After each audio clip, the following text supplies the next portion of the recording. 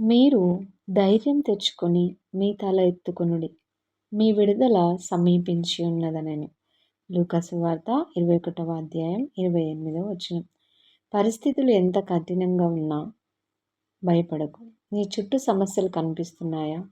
నీ ప్రార్థనకి ఇంకా సమాధానం రాలేదని బాధపడుతున్నావా?